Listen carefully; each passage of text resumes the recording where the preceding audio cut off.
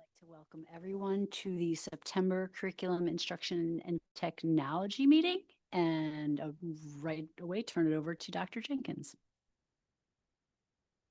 Hi, good afternoon. Thank you, Ms. Anderson. This report is actually a great report because it's coming from our school principals. So I have Ms. Carter and Mr. Crater that are going to talk about two initiatives at the high school. Mr. Light will be here soon to talk about a Linkit, a district initiative, and then Mr. Artevard and I will follow up with a full day K update. So it's really exciting because I feel like it's a lot of ways that we're growing as a district, and then we'll continue to grow throughout the year. So Mr. Crater and Ms. Carter, come on up.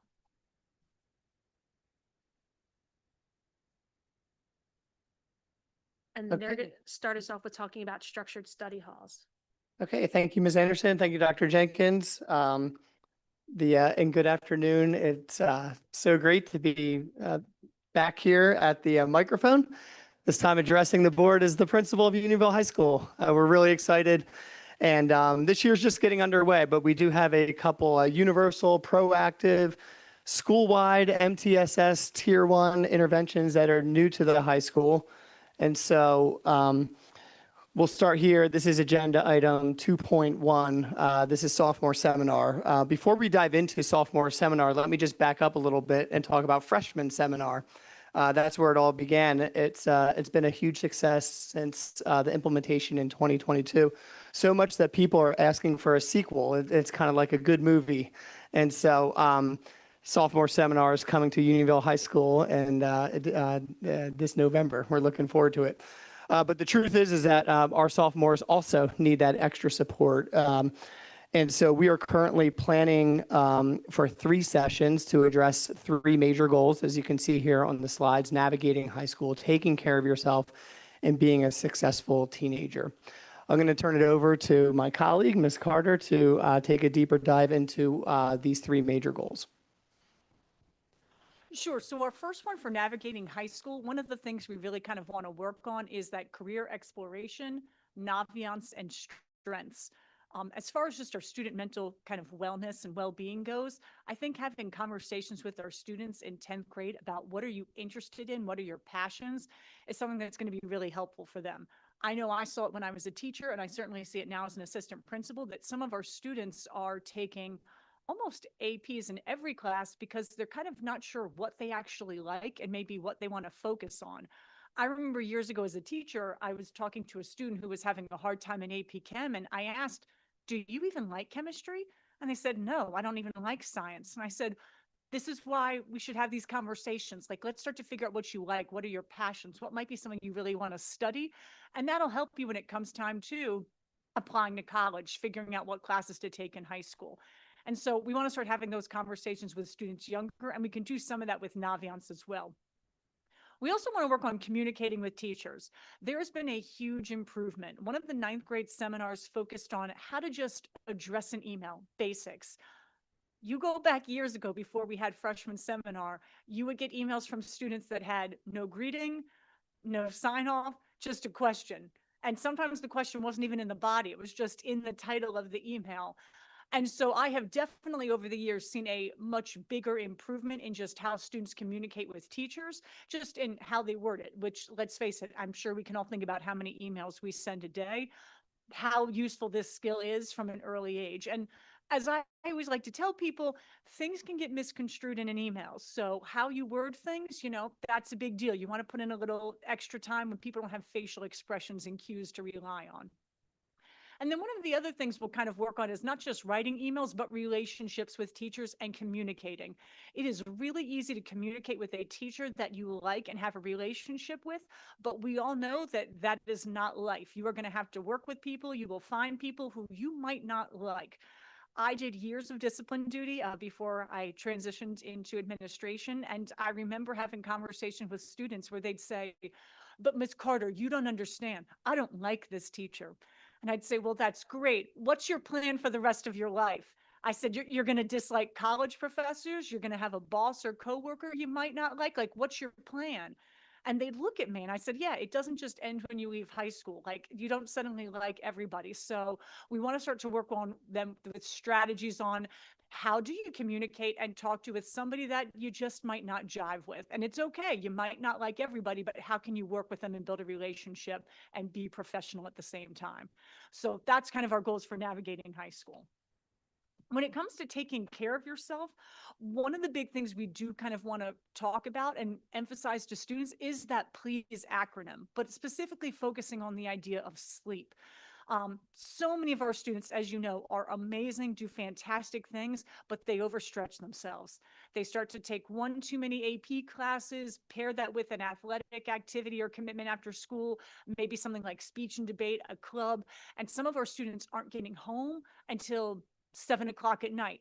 That's when then the homework starts. And I think we want to take some time to really kind of talk to them about the idea that like sleep is important. Like that can set up your whole day. It's not just something you do when your body's tired, but it's your physical and your mental health as well. And mental health is going to be a big component of this as well, and stress management. We want to kind of get students to kind of start thinking about their emotion regulation, like what's healthy, and then where do you have to maybe take some time for self-care. You're going to have anxiety, you're going to have stress, like that's just life. Those moments are going to come and go, but we want to make sure that is the anxiety something that like, maybe we can regulate, we can moderate? Is it something that like you're living in that state all the time and that's not healthy? So we want to work on kind of getting them to kind of understand the emotions that they might experience in high school, come up with some strategies on how to healthfully regulate those emotions as well. And last, we'll also kind of talk about just the idea of procrastination. What is it? A lot of us think about that we kind of, well, I just don't want to do the work because it's boring. Well, no, you might not want to do the work because there's a little bit of anxiety. Like you don't want to study for that test because you're anxious about that test. And so we'll also come up with some strategies to kind of help our students better regulate those emotions, to kind of understand, I'm not just skipping it because it's boring. I'm skipping it to avoid this kind of emotion. What can I do to kind of engage and not just keep pushing things off further and further? And then our last one, being a successful teenager. And this is really getting into the idea of kind of like scheduling, and a little bit of peer pressure as well. I was just in a meeting today and we were talking about the idea that students will kind of look at each other's power school. What classes are you taking? Oh, you're only taking this number of APs, not. And we want to start to kind of talk to students that like you are okay as you. You are a unique individual. You have your own strengths that other people don't have. You shouldn't have to fit yourself into one like carbon copy model. There is no one Unionville student. And I think that's the idea we want to get out in this being a successful teenager, that you have your own strengths and we want you to play to those. You have your own interests. It's okay. Take that class that interests you, not a class where you think, well, this other student took it, so I need to follow that. And I think that's going to be a big theme of that third session on being a successful teenager. And we can also talk about some of the ideas of like social media, like again, how to recognize that some of the things on social media aren't actually the truth, but are kind of just putting out this maybe a fake false image. And again, being true to what actually interests you. I think we just have our dates. We have our 3 dates right now. And this kind of works. Our freshman seminar gets started a little bit earlier in the school year, and this gives us a little bit more kind of planning time for our sophomore seminar. But our big 3, we're going to aim for November, December, and then January. And that kind of ties in perfectly because right around January, that's when they take the midterms and then start thinking about the course recommendations and what they might want to be interested in. And they start having those conversations with teachers. What do you think I should take next year? Do I take an academic honors or AP? So that end date in January should really be perfect with really kind of our student schedules when they start making those choices and meeting with their teachers and counselors. Okay, so thank you for that, Ms. Carter. And as Natalie mentioned, freshman seminar is getting underway. It actually starts this Thursday. So we're looking forward to working with our new students at the high school. The topic is navigating the high school and also getting involved. So we're excited about that session coming up. I will also share too that there are surveys involved here, and we are getting student feedback to make sure that we're hitting the mark in terms of what they need. Lastly, I just want to thank the planning team. Certainly in the past, since August 1st, when we started, we didn't come up with this on our own. So this has been in the works since I think last February. There was a big planning meeting. So thank you to Dr. Jenkins and your leadership and your team for getting this underway. Also included was Jess Bogish, Mary Beth Lyles, Heather Biddle, Bree Ziegler, Morgan Gamble, and Melissa Albrand. These are all the professionals and experts that were involved in co-creating this opportunity for a sophomore seminar. So we're looking forward to that. We will pause for any questions before we move into the next agenda item. And just one thing, if I can add on to what Mr. Crater said, when we think about the college and career piece and having those discussions and thinking about what's my career choice and not necessarily what college am I going to go to, but what's my career choice and then what college can fit into that and where is the best choice for me. I think they're all important conversations as we continue to talk about college and career readiness and a path for every student. And so great job. And Dr. Jenkins, wasn't that from the partially from that book? Title's Yes. escaping me though. Never enough. Yeah. Yes. Focusing on what they want to do as opposed As to where opposed you to- want to go. Yes. Yeah.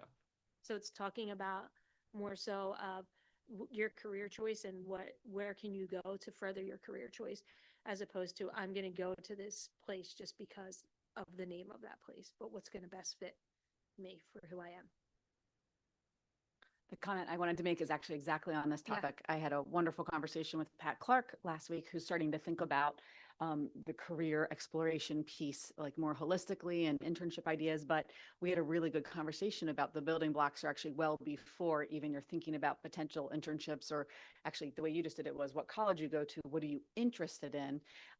Maybe career choice is one idea, but what types of things are you interested in before that being, what am I good at?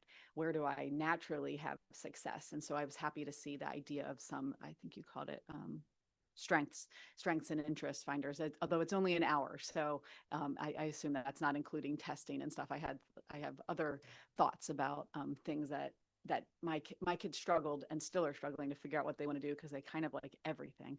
So taking this avenue of like, take this test. This says this is what you're good at. Do you agree? What sort of careers does that ladder to? So I'm kind of curious what else happens at the high school. And maybe that all happens working with Mr. Clark beyond just this sophomore seminar. But I was really happy to see that there.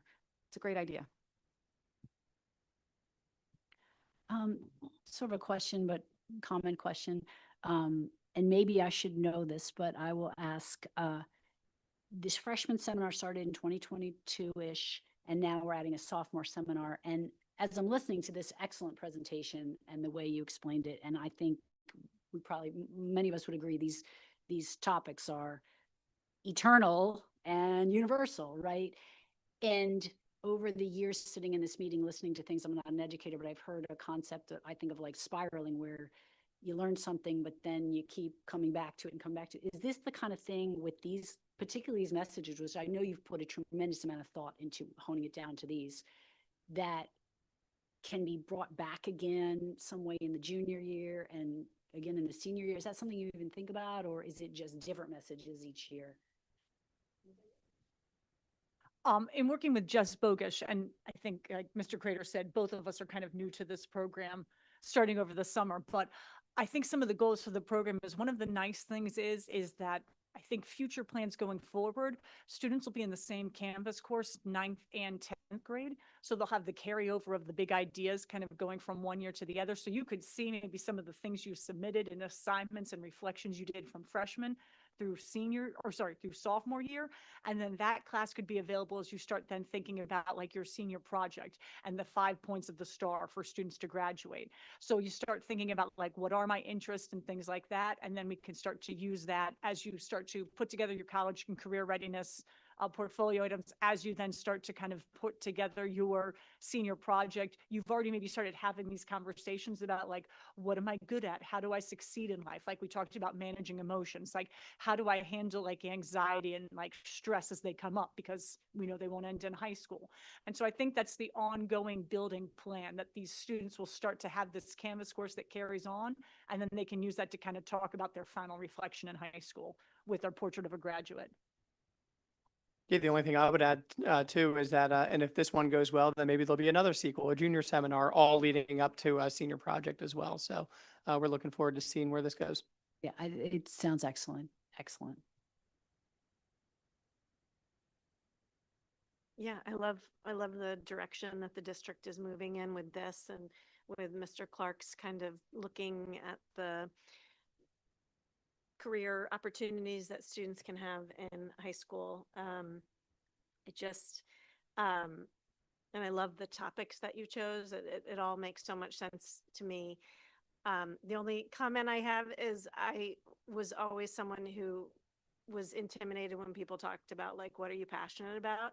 Because I was like, I like everything, but I don't know what I'm most passionate about. So just use it, just being thoughtful about the language that you use. Like, what are you good at? What do you like? How do you spend your free time?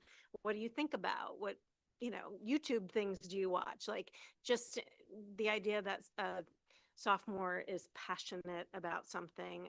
There are absolutely sophomores that are passionate about things, but I think the vast majority of kids are still really just trying to figure out like what interests them. So, but I think you guys are really on the right track. Yeah, thank you so much for the comments and question as well. And yeah, we definitely go back and take a thoughtful approach to the program. Looking forward to it. Okay, thank you. Next up from the high school is structured study hall. And again, I think it goes back to that MTSS piece, and Natalie and Pat will talk about another tier 1 intervention that we're putting in place for everyone at the high school. So I'm going to turn it over to you to kick off structured study hall. Yeah, that's right, Dr. Jenkins. Another tier 1 support. This is something that's available to all of our students. We have study hall. Everybody knows what study hall is, and now we have structured study hall, which is another really nice design to support our students. And so there we go.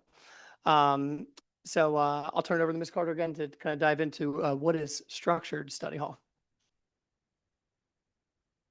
Oh, yeah, thanks. Perfect.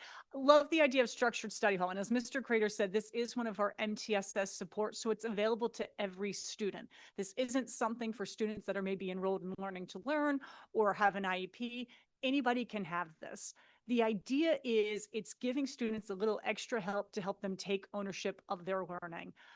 A lot of our students, it could be that maybe you were out for an injury, maybe you just fell behind, like you had busy weeks with a lot of AP classes, maybe you've been away at sports and just missed a lot of classes, but you're feeling overwhelmed.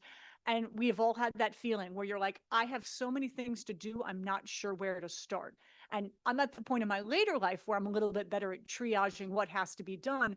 But for some of our students, they just might not have that executive functioning skill, and no fault of their own. Sometimes they just get a little overwhelmed. So one of the goals of this is to help them get kind of back on top of their work with a little extra support from our teachers, and maybe help them organize their ideas. And really at the end of the day, the biggest one is to just have a teacher there to be a cheerleader and connect with our students. Can you go on to the next one? Because that gives it a little bit more.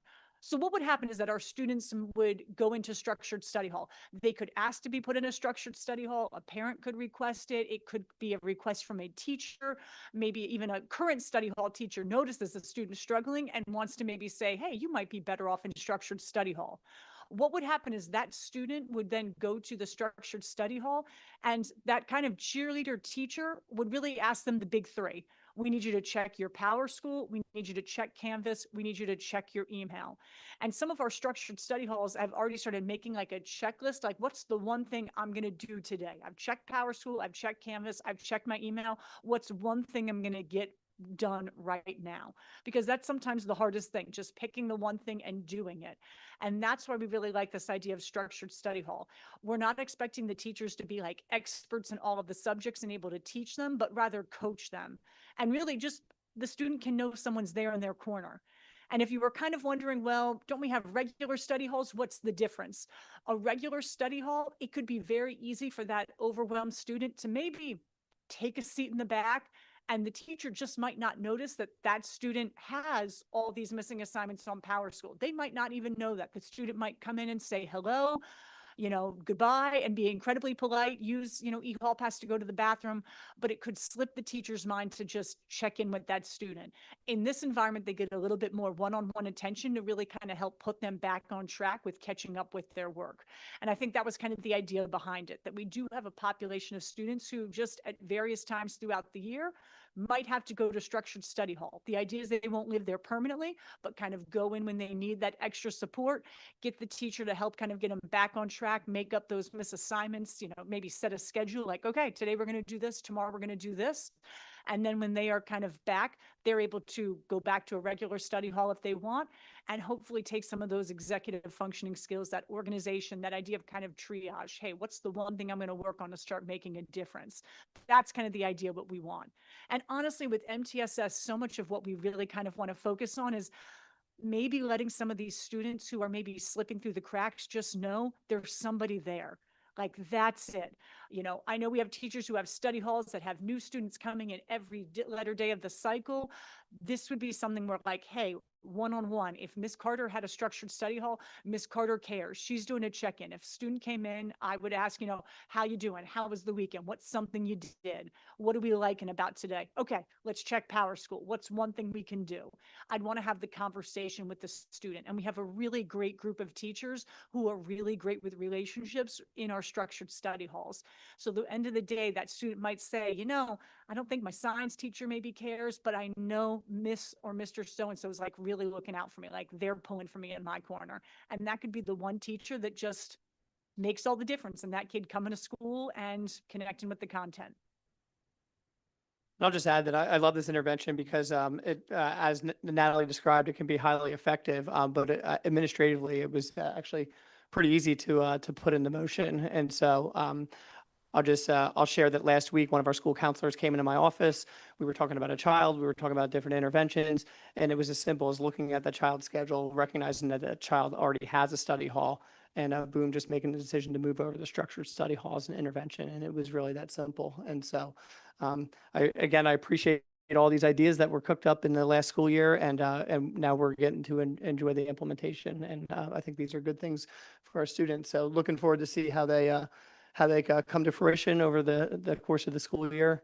But that's really what structured study hall is all about. It's that simple, actually. And I will say the implementation is the hard part that you're doing. The idea is there, but implementing it and putting it into play for our students is the work behind the scenes. So great job. So thank you for the presentation. Just to be clear, this is structured study hall is something which could be implemented for any student at any time. So we could be looking at a senior in March, and if this is something that they need in order to give them the support necessary, they would then be moved into structured study hall, correct? That's correct. The only situation in which a student would be ineligible for structured study hall is if they don't have a study hall. So we wouldn't pull a child out of an elective or any other course in order to go into that structured situation. But yeah, to answer your question, yes. Do we still have lunch and learn? Absolutely. And during lunch and learn, students have the ability to do what they need for that day. They can have an extended lunch, they can exercise, they can meet with the teacher, they can get what they need, they can kind of chill, they can work on group projects. Well, it seems to me that what we're trying to do in structured study hall is what we should do in every study hall. Is there anything, could we open that up? Is there anything that is planned for structured study hall that we shouldn't be doing in every study hall? It's my experience that it's extremely tempting for students in study hall to just chill out. Okay, it's study hall, there's no pressure. I can just sit here and relax or play a video game if I can get away with it, or sleep, or browse through some novel, or just drift. I can't figure out any reason why this couldn't be a massive reform, maybe next year for all study hall. What's the problem? There's always a teacher there. Why can't the teacher check in with their students? With most students, it's going to be really easy.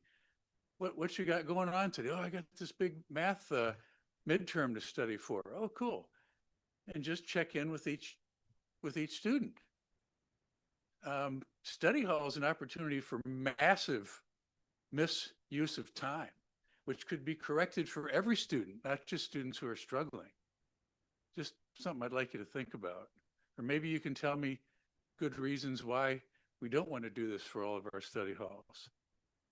Can I add a quick comment? And I'm hearing what you're saying, and I'm also holding over here what Mrs. Carter was saying about those students who maybe don't have a connection to an adult in the building, maybe.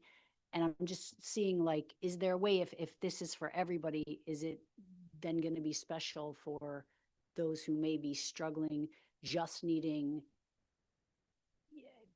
not agreed about the getting work done and making efficient use of their time, but also like it would just seem important also to have it still be able to function in a way that is providing that one-on-one human connection, adult to child, for a child that maybe a counseling, like the example you gave where the counselor said, maybe this child isn't tethered, you know what I mean? I don't know, that would Yeah. be the only thing I would want to make sure that was preserved. Yeah, and we could definitely preserve that. I mean, those would be the priority students. As I was kind of indicating before, most students are, maybe half of the students are fine, and they don't need any kind of push or any kind of guidance. It's very quick. We could still identify students who need special support, and they would be the priority students for sure, to be checking in, to follow up in more detail, to support at a higher level. But study hall, you know, you've hit a rough point for me, because I've seen study hall not be good. And it's so easy for it to be a total waste of time, and their time is so precious. You've got a teacher there. Why not use them? Aren't all the students, isn't all of their time important? Thank you, Mr. Halvering. I appreciate the encouragement, certainly. I do hope and trust that our study hall supervisors are in the room connecting with kids and forming those relationships. I think sort of to what Ms. Anderson was saying, the difference with structured study hall is kind of that small group or one-on-one. But nevertheless, I don't disagree with your point, and I think it's something that, you know, as we're working through the school year and in and out of the classrooms and study halls, it's definitely something for us to be mindful of and see if there's something more that we can do with that time. So thank you for your encouragement. And just also, to be fair, it's also very tempting for teachers to consider, oh, this is my break. This is my time to cruise. This is my time to look at my lesson plan or just relax. But they're still working. It's not a free period, is it, when they're assigned study hall? No, So- it's a duty period. So having them on duty, checking in with all the students, it's just so easy for both either the student or the teacher to just drift. Oh, good, it's study hall. I don't have to do anything. And time is too valuable. There's too many things we can do for students to let it go for any student, I think. I think one of the things that I do like about the structured study hall, there is certainly going to be a greater connection with the more one-on-one or small group. And I also think about, it's a time where the student would know, I'm here because I am struggling and have to make up something. And while we could maybe keep these students in regular study hall and have the teachers check in on them, I know me, I always walk a very fine line. I never want to embarrass a student.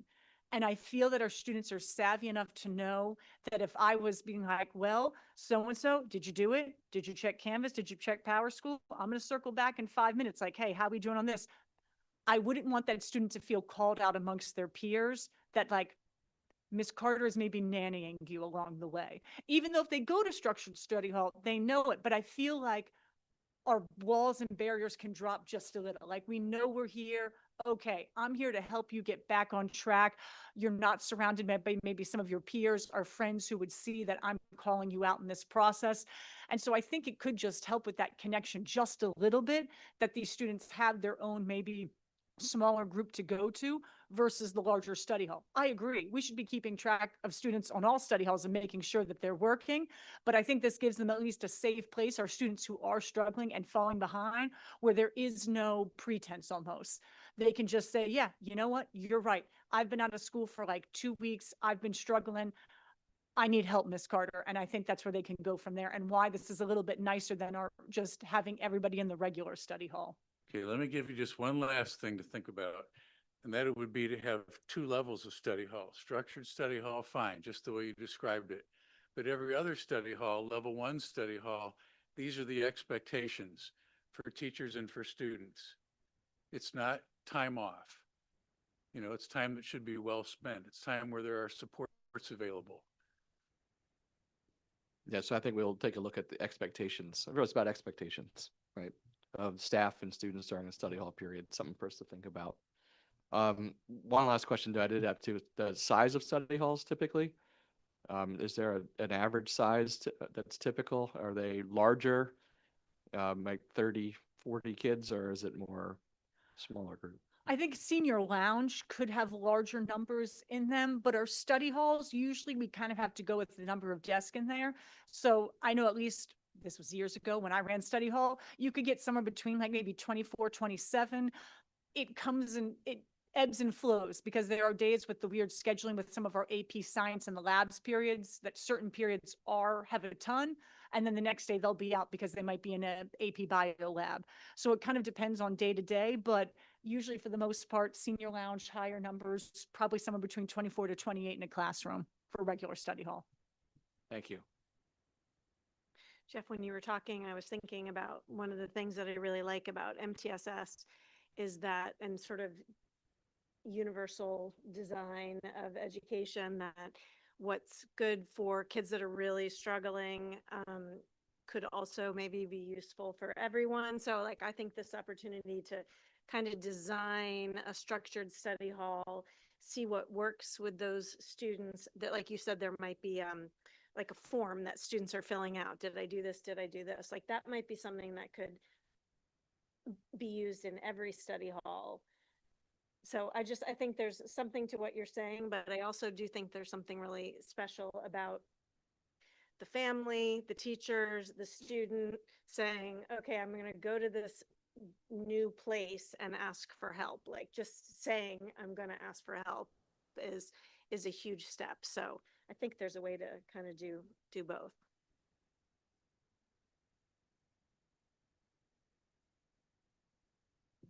Thank you, Nat and Pat. I had to say it. Crater and Carter. Thank you. We appreciate you coming out tonight and sharing everything the high school's doing.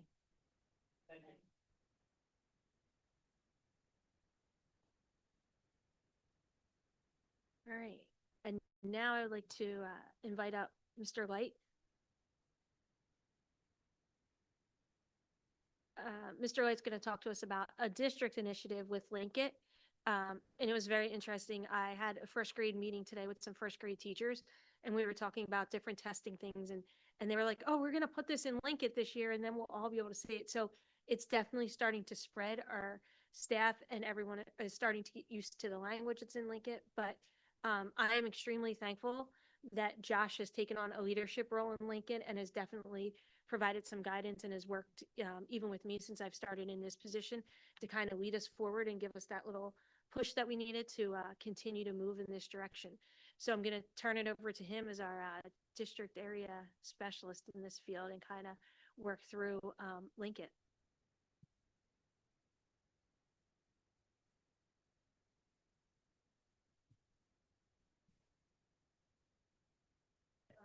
Thank you, Dr. Jenkins.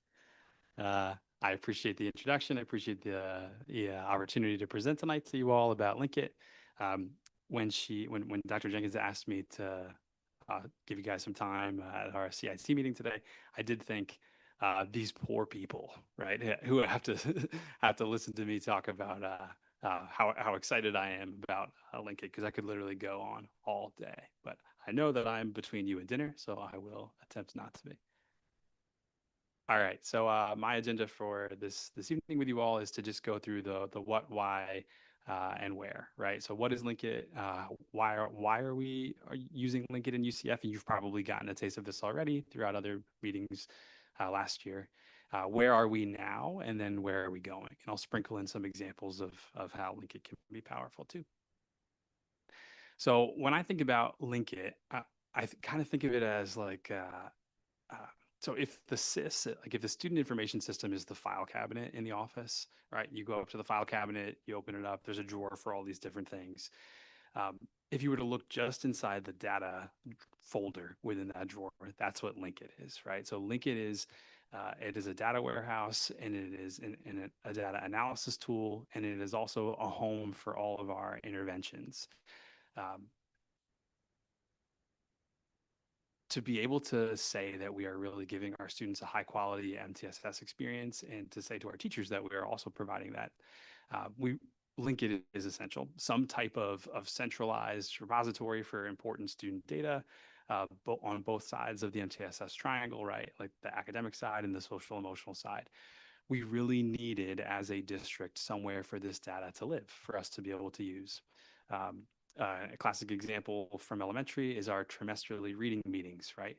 So every trimester, we spend a lot of time, our reading specialists, our teachers, digging into our students in the primary grades, especially with their reading data, and learning as much as we can about them as readers and learners. And this data, parts of it would live on paper and again in a file cabinet. Other parts would get into a spreadsheet, and the spreadsheet was building specific, and we'd use it for the time. We'd get as much out of it as we could for the time. And we would move on to the next trimester, right?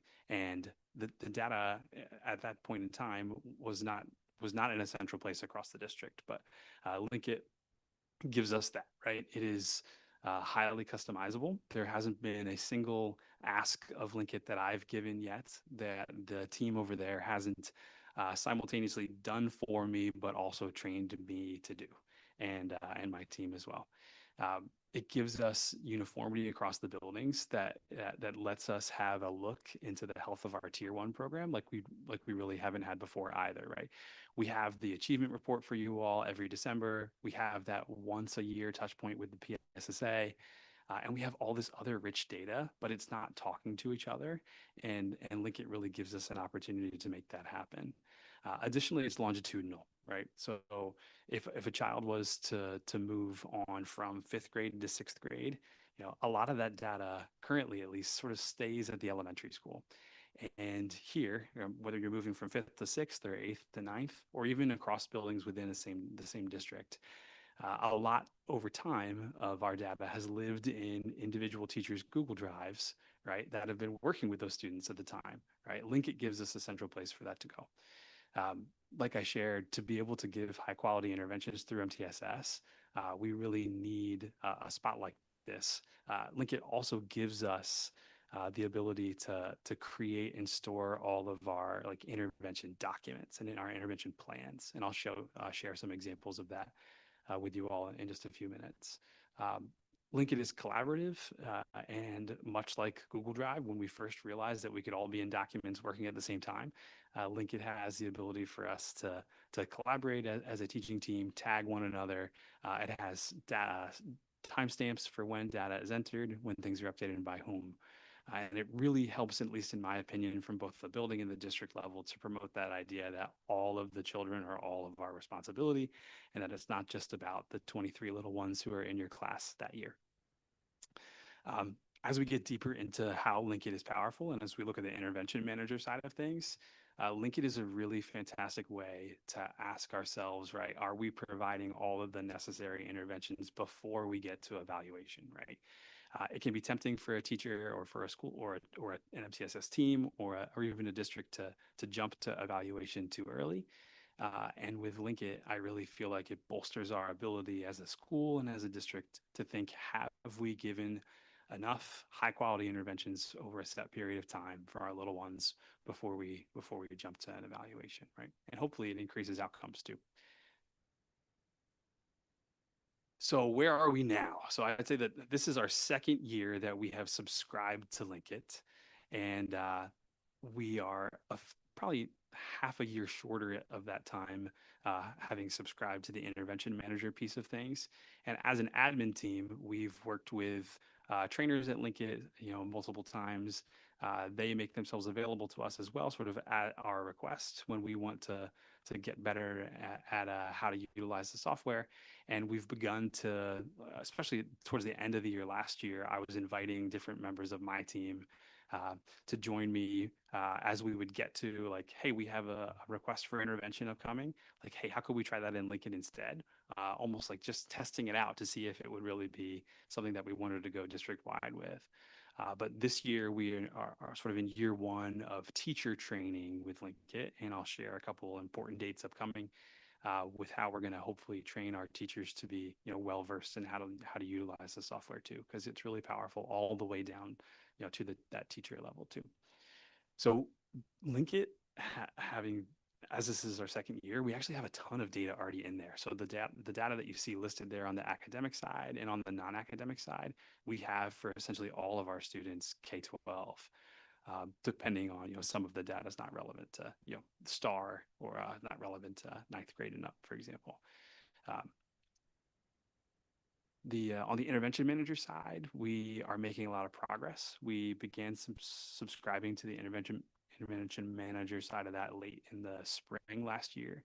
We brought our intervention specialists together in June to make recommendations to take a look at the 3 primary documents that they have templates for in Linkit: the Tier 1 checklist, the request for assistance form, and the actual intervention plan. We sat with our intervention specialists and said, how could we make these in our UCF image, right? Like, how can we make these work best for us? And thankfully, over the summer, we were able to give our versions of a draft of that to Linkit. And like I said before, like they sort of created it perfectly in our image, which has been really helpful. So the 3 areas of Linkit that we use the most right now are data warehousing, assessment solutions, and intervention manager. And we are still getting better at all of them, but I'd like to share just a couple examples. So first is the Student Hub. I talked about that file cabinet and how we are through Linkit really improving the data experience for our kids and our teachers. So because we now have more than 1 year of data to look at within Linkit, that data lives on in here, as I assume, as long as we subscribe to Linkit.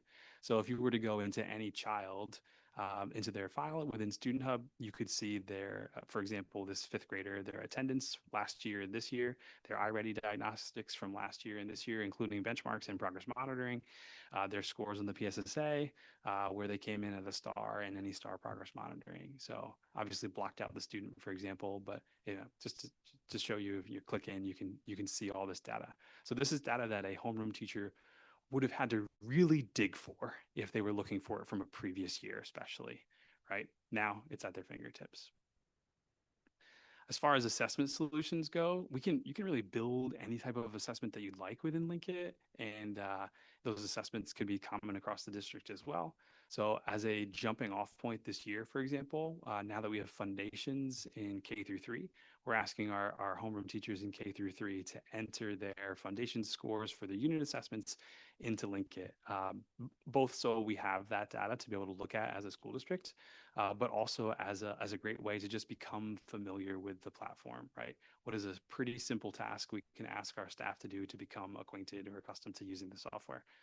So you'd go to Data Locker, enter results, and through just a few clicks, you'd be able to select your grade, the subject, the assessment, and then enter scores. This is actually an example of a diagnostic assessment that has always been solely done on pencil and paper. There's not an online version of this. This is a PDF that we print and do with students.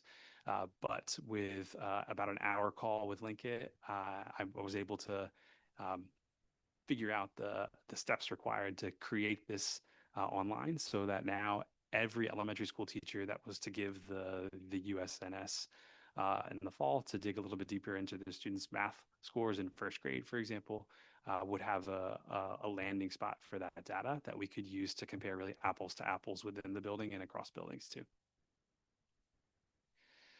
So Intervention Manager is the other big side of Linkit, and perhaps the most powerful part for us in UCF. So this is an absolutely overwhelming greenwash of a slide, but to speak to what I've done here, so within performance criteria and Intervention Manager, you are able to select from all of the different data sources that we have within Linkit. You're able to then pick the specific strands, for example, for the PSSA within that data set, and you are able to disaggregate and then give those different data sets weighting values, and select the students you'd like it to compare. And then Linkit uses that weighting system to create like an overall percentile for each child involved. So for example, I think what I did for this one was geometry. So for the first time, we really have, again, a central repository for longitudinal data. So last school year, all of our fourth graders who are now in fifth grade took the STAR, the iReady, and the PSSA, all three math assessments, and we could select just the geometry portions of those three assessments and ask Linkit to sort of rank the students based on their scores weighted by the assessments, and we get to choose the weighting, right? To create a tiering list that can help us as teachers decide who needs intervention, right? So this is sort of sorted from the top, and this would be sorted vice versa. So Linkit gives us recommendations, again, based on all of those different data sets that all relate to geometry. You know, who does it suggest that would be a tier 3 student in need of small group or one-on-one intervention 6 out of 6 cycle days? Who would perhaps be, small group intervention 3 times a cycle? And who does Linkit sort of predict will be good just with that high quality tier 1 instruction? And then we use our teacher brains to actually ask ourselves, does this make sense? Are there any students missing? What lives outside of just the data picture to make some good decisions about intervention? I shared this before too, but Linkit is now a place where we can create and manage and track different types of intervention documents that have previously lived, again, in Google Drives and sort of been different building to building. So as we work together as a team of intervention specialists and reading specialists, the elementary group is working on sort of like an MTSS flowchart for how we, as a teacher, say a first grade teacher who identifies a child that might need a little bit of extra support in their classroom, how can they use the templates within Linkit that we've created to sort of self-reflect, ask for help, and then create a plan moving forward. So the three forms that I shared already. So what would a tier 1 checklist be? This is an opportunity for teacher reflection, right? It's a template that lives within Linkit that a teacher could go into any student's profile and say, hey, I really want to reflect a little bit about my work with Johnny. I'm going to open up Johnny, a tier 1 checklist for Johnny. That tier 1 checklist has a massive bank that we created of both academic and non-academic tier 1 interventions that they could be doing in their classroom, right? So the idea here is that they think and ask themselves, okay, which of these am I doing already? Which of these have I perhaps not thought of yet and that I could try? And then we ask them to simply pick one area to really try and track to collect some baseline data on, so that when we, or if and when we come to the table together as a core team to discuss a child, we have a jumping off point that is rooted in data. So we'll ask that our teachers sort of reflect on this and try and track for 30 days. But as you can see here, a tiny little version on a slide, but this is the academic side and the non-academic side, right? What are the wellness factors, the social emotional side, the behavior, the executive functioning, in addition to the academic needs. Our goal for this form is that it takes 2 to 3 minutes, right? Although it might look oppressive on a big slide. We want this to be quick and easy for teachers, a reflection point, but also a tool for our team down the road as well. So let's imagine that after the 30 days, the teacher still feels like they need help with the given child. They tried and tracked some data. They would complete a request for assistance. Again, all of this lives in Linkit. In case a child was to move from Hillendale to Pocopson, these files could really for the first time travel with them.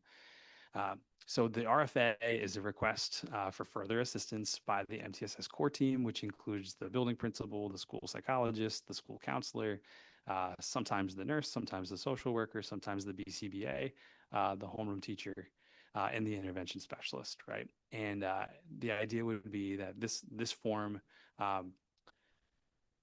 we tag those folks on the MTSS core team. The teacher provides a little bit more information. The intervention specialist then provides, after we receive this form, a physical in-person touch point. Hey, how can I help you? I see that you submitted the RFA. We're going to get this child on the agenda as soon as possible, but I want to really make sure that I'm supporting you between now and then, right? After the RFA, we come together as an MTSS core team with those people that I listed, and through a shared ownership model, sort of tapping into our own expertise. If there's a child who really needs behavioral supports, perhaps the BCBA and counselor, and even myself as the principal might be leading that meeting and managing the intervention plan. If it's a student that really only needs math intervention, perhaps it's the intervention specialist. If reading, maybe the reading specialist, right? But a common uniform intervention plan across the district that we can really, hang our hat on, and saying that, like, we are confident that we gave this child some high quality intervention, over a period of time, to help them, catch up to their peers in whatever area they need.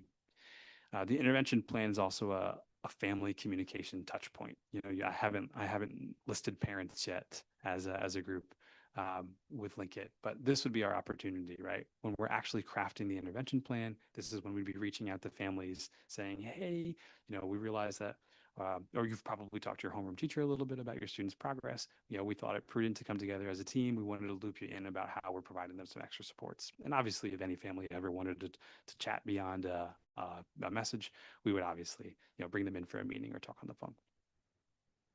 So we work in intervention cycles. Then we meet every 6 to 8 weeks, again, with Linkit as our landing spot for all of our intervention data to set goals, track our students' progress. So where are we going? On September 8th, September 15th, we have our Tier 1 checklist training planned. I mixed up that date with another Haggerty training for our K1 teachers today.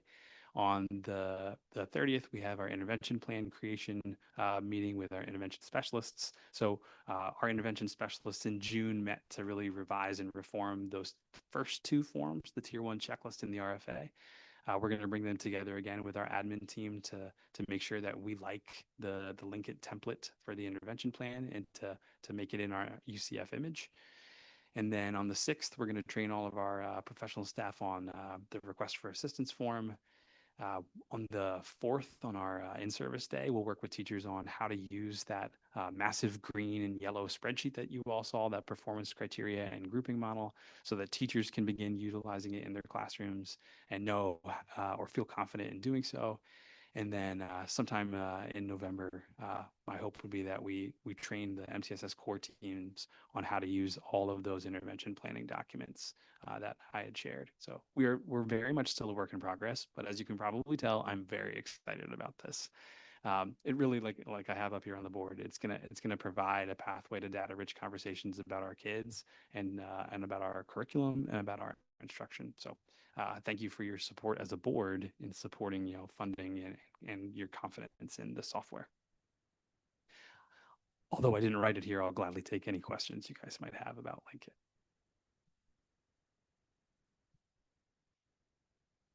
I mean, as a former school psychologist, I would have loved something Yes. like this.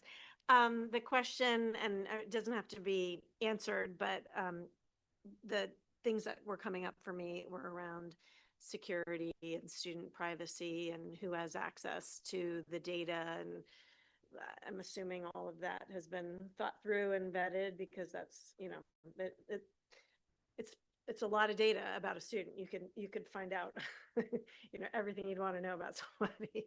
Absolutely, Dr. Barada. And I can say, even when going back a couple of years when we were looking at some of the different data warehousing tools out there, that's where the benefit of working closely with Mr. Webb and Mrs. DeRazio comes in, and making sure that it's a system that is secure and safe and that we feel comfortable with.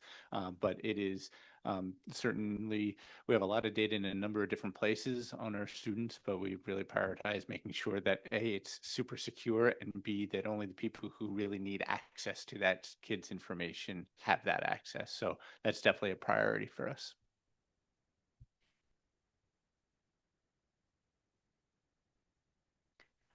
I remember when Mr. Webb first brought us Linkit, it was like a leap of faith, because it sounded good and made sense, but it was hard to actually feel tangibly what it would do. And I think Maggie Hunt came last year and brought it to life for us. And now it's even more coming alive for me. And I know we're still just kind of getting into using it. My question I have is around applicability or usability or customizability from the elementary to secondary level. Is that part of your workflow, or is this right now more suited for elementary, or is your scope and what you're doing and that PD for everyone across the board, and it will work equally well at all levels? It was a mess of a question, sorry. No, it's a great question. Yeah. I've obviously worked the most with the elementary folks, and I'm usually thinking about 6-year-olds when I talk about this. The forms as they exist right now were created by the elementary team and the elementary admin. It doesn't mean that they couldn't be used by secondary as well, but I think that's a great question for Dr. Jenkins to think about, and to think if, if we do need a secondary version of any of those forms. Well, I mean, right now it could be used by all. Yeah. Yeah, or at least it has been. Yeah.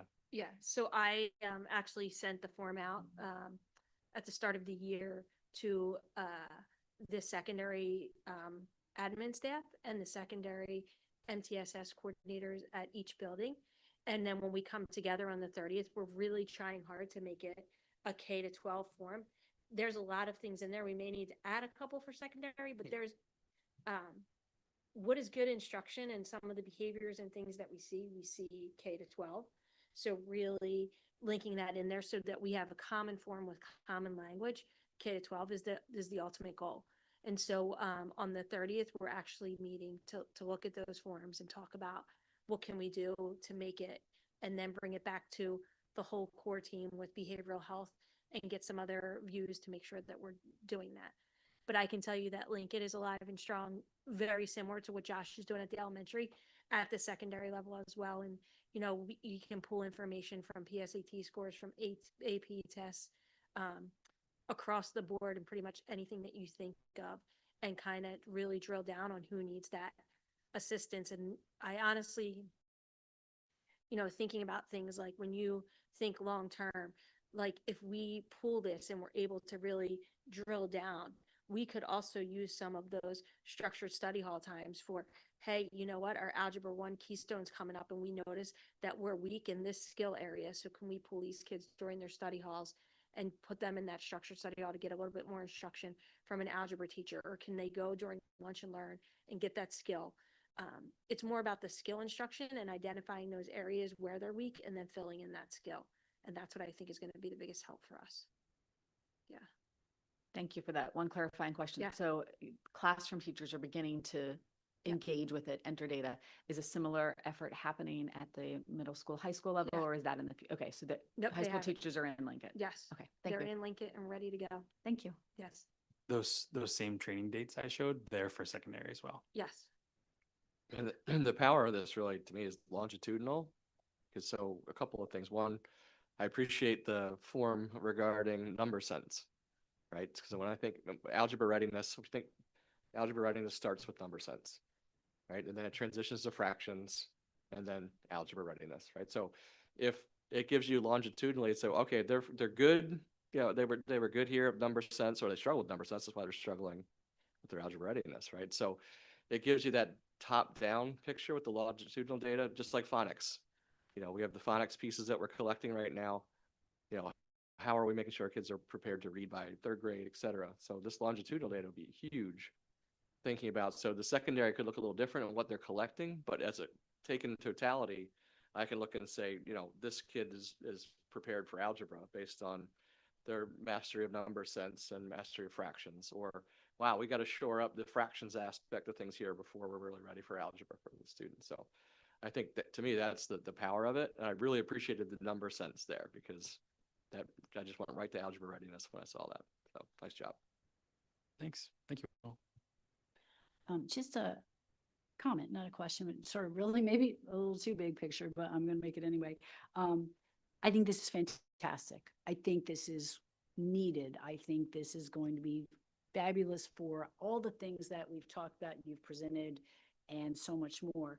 And I think we're in an interesting time in the world with data and AI and reporting and coming to conclusions. And I think that hopefully as you evolve this tool and its power, that there's like also always an element of keeping the human educator intuition thinking outside of the data as well, because as we've seen as we go forward in this crazy journey with AI, like it's super powerful and can do some amazing things, but it's only as good as the data that's input and how we're thinking about it. So it's just a big picture comment. And I think you probably are already talking about this, but I just wanted to share that. Yeah, thank you very much. Yeah, I mentioned the when I sort of showed the reverse tiering there, like, you know, that's really when we put our teacher hat on, right? And we think, okay, this is what it tells us, but what do we also know, you know, about our kids? And I know that K to 12, you know, our teachers care about kids so much that they'll, you know, they can't help themselves from saying when the data doesn't look true too, you know. Yeah, thank you. If I could just throw in one last thing, I want to give Mr. Light a shout out for Linkit is, there's few, if any, people on the planet who would be as enthusiastic about a Linkit data-driven presentation in Unionville Chad's Ford than myself. So I enjoyed every second of that. Thank you for that.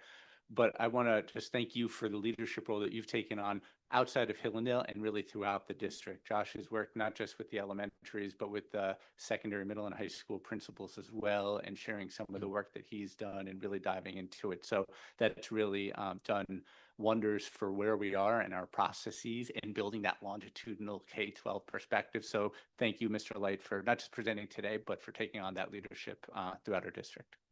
Thank you very much, Mr. Otterbarn. Thank you all for your time, and thanks for the opportunity. Have a great day. Question. Yeah. Oh, sorry. Actually, Dr. Jenkins, actually, more of a question, I think, perhaps for Mr. Webb. Perfect. Just to remind me and the board, the Linkit works on an annual subscription basis, correct? Okay. And I can't remember. I believe I think we got some type of discount, at least in the initial subscription, or I might be wrong on that. So can you just remind us maybe of what that structure looks like? If you don't have the information now, but just maybe at next week's meeting. I can speak a little to that. So Linkit does come in different portions and pieces. So we initially subscribed to the data warehousing portion. I think Mr. Light mentioned that we didn't start the intervention manager right off the bat. And that was strategic and also at their recommendation. It's kind of like you got to learn to walk before you can run.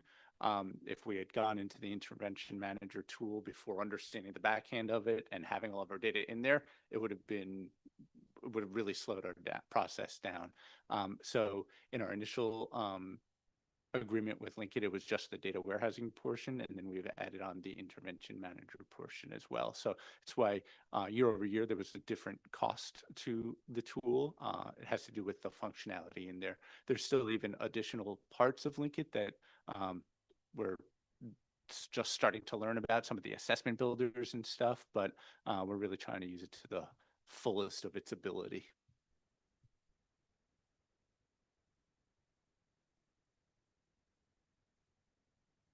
Justin, do you want to add anything? We're good. Okay. Thank you. Thanks, Josh.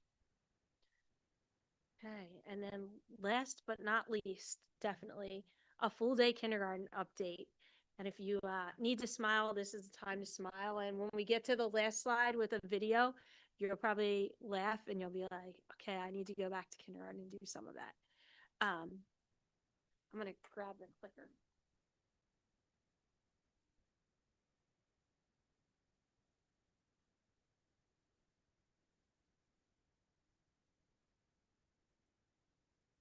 So the first days of school, right? And it was quite eye-opening for myself, coming from secondary level down to the kindergarten level and working with the students. Just their fact of going to lunch, they had no idea who their teacher was. They were trying to find the cafeteria table. We were trying to help a student, and I'm like, "Who's your teacher?" I don't know. So I was just as naive as they were, and it was great to learn along with them. But the kids are definitely learning the expectations. They're learning lunch. They're learning recess. bathroom visits and nurse visits. It's very interesting, and I think it's probably something that you don't think about. But if you've ever had a child that was the age of 5 or below, when you're out at a restaurant or you're out at a sporting event, when they have to use the restroom, you go with them and take them to the restroom. And now we're saying to these kindergarten students, you're going to go out this door, make a right, and it's 2 doors down. And they're like, what? So they're getting to know the norms of the buildings and getting to know the expectations of our classroom. And they're probably one of the most important things is building their classroom community. I was in a classroom at UE the other day, and they were making their family bracelets, and we should put the blue on first, and then they all put the blue on. So it was great to see them coming together as a group and really wanting to support each other and work with each other. So we have time for play, which is probably one of the greatest areas. And you go out there and the kids are running around and they're playing games and they're doing red light, green light, and they're just a huge smile on their face and not a care in their world for them. So they have that unstructured play through recess and indoor and outdoor activity. Then they also have the purposeful play. So that structured play focused on a content area specific skill. I was outside at Hillendale and they were like, this is nature. And I'm like, yeah, it is nature. We are outside in nature. So looking about how can it be thematic and tied to other curricular areas, and then weaving engaging playful activities into our instruction. So I know that the outside areas were, working, but our teachers have been great, and the kids have been outside enjoying all of the elements so far of our kindergarten outdoor time and the spaces. So getting outside, the 3 components of outside time is outdoor play, academic outdoors, and learning connected to nature. So I think at the end, when we show this quick video, you'll see all three things in action. But we're also right now building those routines and the stamina of the kids so that we can get to do all of these things all day long. Because if you sat in at 2 o'clock in a classroom, they were yawning. I said to a teacher at UE, I'm surprised one of them's not laying on the carpet like sound asleep right now. They were yawning, stretching, everything that they could do to stay awake. But then as soon as they went outside, they started running around, and she was like, I got them back. I got them back. So I think it's a lot of pacing and realizing when they need that break and when to get outside and do that break, and then really, build that time into their schedule. And then staying safe. At Hillendale, one student climbed on the Husky like it was no big deal, running up to the door. And the teacher was like, no, we don't climb on the Husky. We can gather around. So just teaching and the expectations and the norms and what do we do and where do we go into the classrooms, in and out. So academics, they're already starting on iReady, Foundations, Heggerty, Reading Wonders. They're getting it all, and they're gathering their benchmark data, which will then be included into Linkit that we'll all be able to see and kind of pull some information that we need to when we're looking at students and talking about them. And they're building their classroom structures to create that environment for learning where everyone feels comfortable, everyone feels like they're part of the family, and everyone feels that this is like a second home to me in my classroom. So a couple full day findings that we have already. So it's allowed for additional time for play, it's opportunity to build relationships for not only student to staff, but also student to student. So they've been talking to each other and building their family and realizing who their friends are and who are the kids in their class. Field trip options, which is one thing that I know personally I didn't think of with going, but when I was approving field trips, there was a spot in there where a teacher can write something. And the teacher wrote, I'm so excited for this because I won't be rushed to get back and to do something and get them on their way. We now have full day to really spread this out, and we can explore the apples and fall and the leaves and not just one or the other because we have to cut our time short there. So it's also an opportunity for students to be part of all school events. So whenever we have something, they will be a part of it. And probably time to get outside is one of the most important things. And if you listen, I feel like sometimes when I've been speaking to the teachers in the full day K as we've been visiting classrooms, it's more like I can take a deep breath. If I know that they need an extra minute outside, I'm no longer rushed to get them inside because I know that I can take that extra minute because I have a whole extra half a day to spend with them doing the academic piece. So I think it's a time that our teachers are able to like breathe. One teacher said, this has rejuvenated me and who I am and what I'm really seeing, because I really feel that now I'm making a difference and have the time to work with these students. Cutting, I was amazed at the cutting piece. Some kids were like, I can't cut sitting, and they were standing. Some kids were sitting, but it's just amazing if you sit in a kindergarten classroom, what they learn and the sorting of items and everything that they're kind of processing and learning to do. Amy, can I jump in with just Yes. a couple quick things on that before we watch the video, which is fantastic. It's amazing. We're only Yeah. 2 weeks in. This is day 9 of kindergarten today, and it's amazing already the things that we have found. It's really standing out when I'm talking to the kindergarten teachers who have been kindergarten teachers in the district, who are going from the half day to full day. 2 direct quotes that I heard. One was, I love teaching again, which is like, holy cow, because they can take time to get outside, to play, to slow down during a lesson, to plan a field trip where they go visit Mr. Barnard at the orchard and don't have to leave 45 minutes later to get back for dismissal and then go back again in the afternoon. Another teacher I was visiting her classroom, and she said, Mike, I started a math lesson today and I finished it. I don't know that that's ever happened before. And that may sound so simple, but already our teachers who have that direct comparison are feeling the successes and the possibilities. So just so much enthusiasm in that regard. And as Amy shared, there's also a lot of just, benefits that we didn't even spend a lot of time talking about. Kindergarten, if we had an all-school assembly, our morning kindergartners would attend it, or our afternoon kindergartners would attend it, but they wouldn't all be able to be there because the assembly is either in the morning or in the afternoon. Now all of our kids can be a part of it. Kindergarten's always kind of operated in their own little world, but now they're even more part of the school community. So there's been some even extra benefits that I don't know that I'd thought about a ton before going in, but it's been really cool to see. So exciting stuff already. And that's only 9 days in.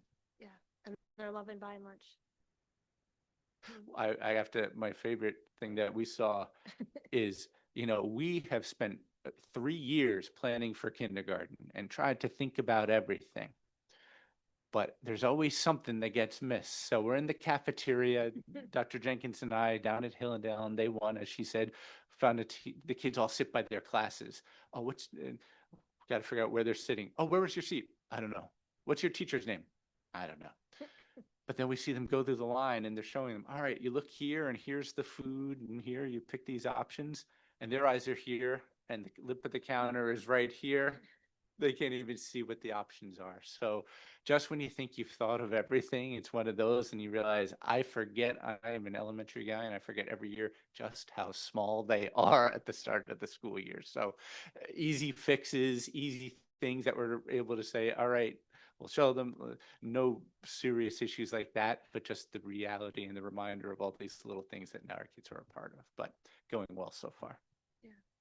I was at Hillendale and a student came running out of the restroom to Josh, and Josh said, what's wrong? Are you okay? And that thing is blowing air and I don't even know what it is. And Josh was like, it's the hand dryer. It's the hand dryer. Rub your hands under it. But it's just when you stop and like listen to them and everything that they're learning and bringing in, you're like, okay, this is what we needed. So we're going to watch a quick video that'll make you smile about full day K.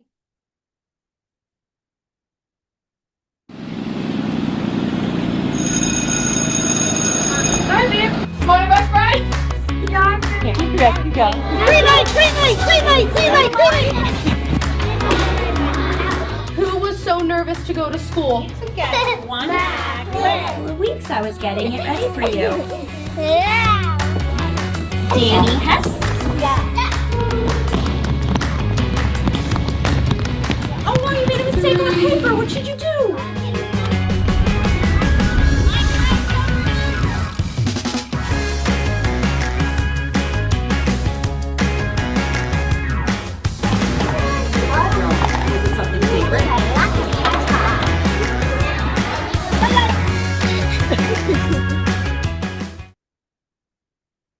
And so that is only a small sample of the smiles that we've been able to see every day when we go out into classrooms. So we're going to continue to get down to the kindergarten and elementary schools and just observe and smile every day. I think, Ms. Anderson, that's all. Thank you, Dr. Jenkins. I do want to make one comment.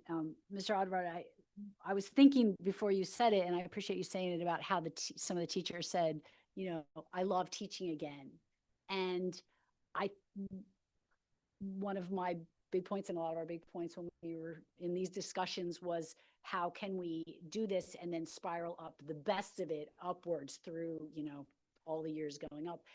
And I think about, you know, that saying when you're on an airplane where they say, you know, adults put your mask on before you put your mask on your child, right?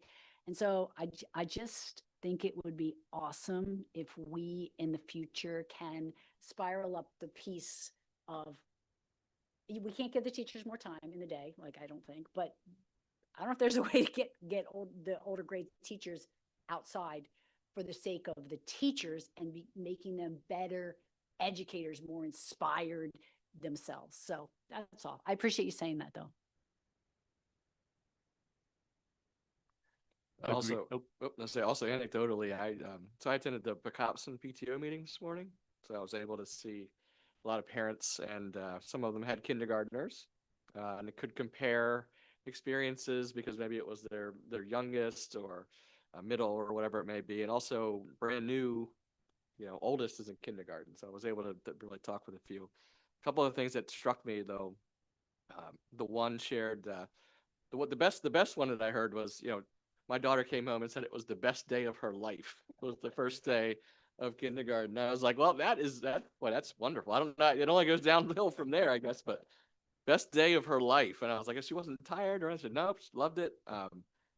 And then one really interesting comment was, you know, there was a parent that shared they were hesitant to send their kid for a full day because, you know, they really thought the half day, long day for their kid, that type of thing.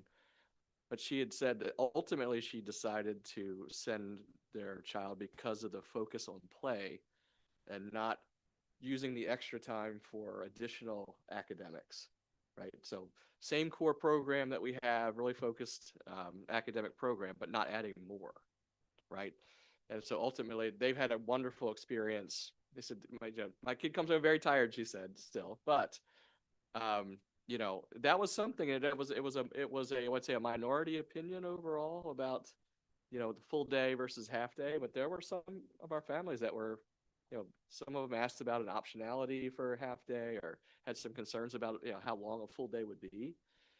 And I think we're hearing from, at least I've heard from a few, that the focus on the play aspect and being outside has made it something that they're really behind now. Like they had some anxiety and trepidation going in about a full day, but seems to me that we struck the right balance by holding the academics firm, allowing them to get through a math lesson for once, and incorporating the play in. So just anecdotally from a couple parents this morning. I'm about, by the end of this week, I will have been to every elementary building and seen full day kindergarten. And it's super fun. So if you have any desire to do it, I would definitely reach out to the administration. They're super cute, but they are really little. But I just want to say the things that struck me so far has been just that feeling of like time spaciousness and not rushing through things. Like I feel like just watching teachers, especially in English language arts, I got to see the Hegarty and the foundations in a couple different classrooms, and just like being able to do that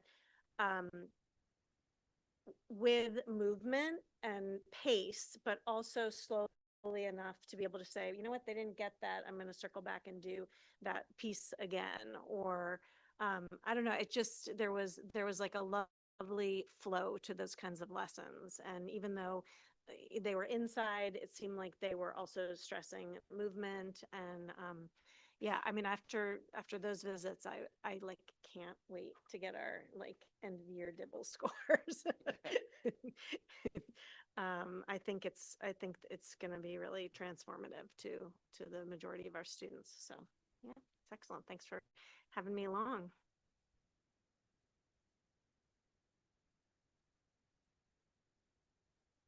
That was a great video. I enjoyed it. Thanks to Kyler Murray and Nikki and her team. Well, if there are no other comments or questions, I think that wraps up our meeting. Thank you, everyone, and we're done.